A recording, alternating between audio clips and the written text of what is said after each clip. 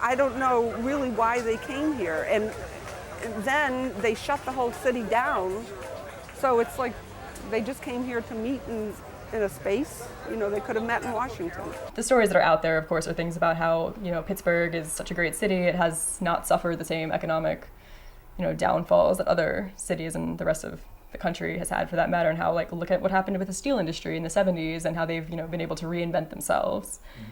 But I think that what often gets overlooked is that part of the reason that the cost of living in Pittsburgh is as low as it is, part of the reason that it's as comfortable a size of a city, so to speak, with the people, is because there was a huge mass exodus when the collapse happened. It's why there are so many vacant storefronts and so many buildings that are available for rent, for lease, and why the cost of living is so low, because not everybody could find a job here in the 70s who had been employed by the steel industry.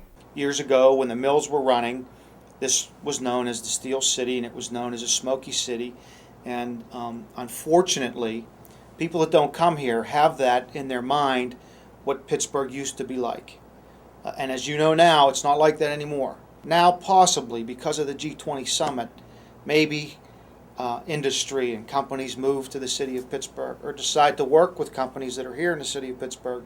So I think the benefits outweigh any of the negatives that you hear out there.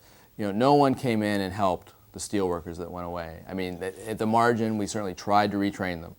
We kind of invented worker retraining here because we were left with this large number of unemployed steel workers that were trained for a particular industry, had expected to spend their whole careers in those industries, and when that industry went away, they were left with very few options. So that's when we suffered this massive outmigration. Pittsburgh really changed as a result, as we lost several 100,000 folks over the 80s and moving forward.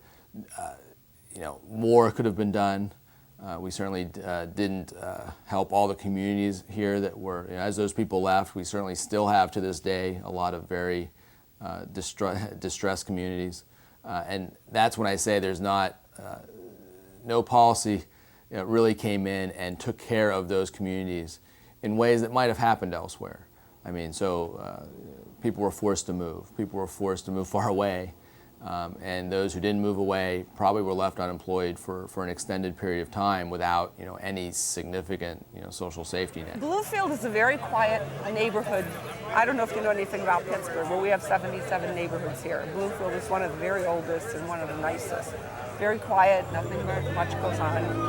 And I read that there was going to be this demonstration here, and I thought, who is going to go to this? I don't know how it's going to go. I don't know if there's going to be a lot of people or not a lot of people. I was personally not going to be involved. And then they started saying, they weren't going to get permits. And I said, well, now we have to go. Our message going door to door is, we're your coworkers, we're your neighbors, we're your friends. We're trying to defend our communities from the attack that the G20 represents. The G20's policies have already, the free trade policies promoted by the World Bank and the IMF, for instance, which will be in attendance, have already decimated Pittsburgh. We don't want that to happen again. So we're here to protect our communities, and they're your communities too. What about the concerns about violence? Concerns about violence. I feel like there's been a fixation in the media on violence, which will lead to justifying in advance the police brutality that's being prepared for us. The G20 for us is violence. I mean, I think it's so appropriate that we're in Pittsburgh because we're about to have a gathering of global pirates. The G20, the Gangster 20, these are the 20 nations that ultimately dictate the fates of 7 billion people on this earth. The fact is that no matter how small the crowd is that gathers to confront the G20, they're speaking for the vast majority of the people on this earth, regardless of what kind of police state emerges here, regardless of how little of a voice they end up having in any kind of an official thing. The fact is that for the past 10 years, there's been a very vibrant anti-corporate globalization movement, not an anti-globalization movement. We're all about globalization. But an anti-corporate globalization movement that has largely been driven by the global south. And so what we're seeing here is the necessary outcry and passionate call for policies that are not based on exploitation, standing against economic neoliberalism that unfortunately is continuing unabated under Obama. And the fact is that you have these client states that gather and huddle around the United States and take their direction in this global conquest to exploit working people and poor people around the world. So, people that come to these protests, and I've gone to them often, are those that are standing up for what the vast majority of people in the world agree on, and that is that these economic policies and military policies need to be confronted and need to stop. Tear it down! Capitalism! Tear it down! Racism! Tear it down! Patriarchy! Tear it down! War machine! Tear it down!